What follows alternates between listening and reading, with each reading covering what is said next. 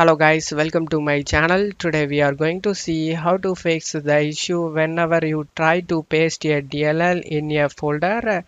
You got this message, you need permission to perform this action. Let's fix it guys. The solution is to change the owner. To do this, you just need to go to search menu and type cmd. Right click on the command prompt and select run as administrator and select yes. Now you just need to copy and paste this code used in my video.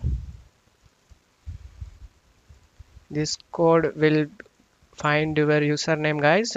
Just press enter. Just copy your username right over here.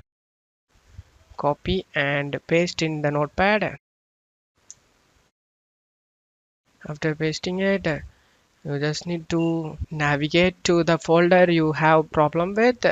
You just need to right click on it and select properties. Select the security tab and you just need to select the advanced option over here. Click on it.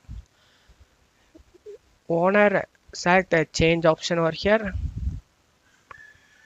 Enter the object name to select. You just need to copy and paste the username over here guys.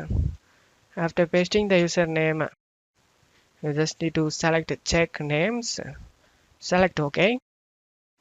Select replace the owner on the subcontainers and objects, and check mark replace all the child object permission entries with inheritable permission entries from this object.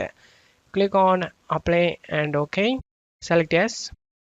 Select OK. Select apply and OK. Now select OK. Now you can paste any DLL file inside this folder guys without having any problem. I hope this video helped you guys. If the video helped you, don't forget to leave a like guys. You can also subscribe me and support me guys. Thank you.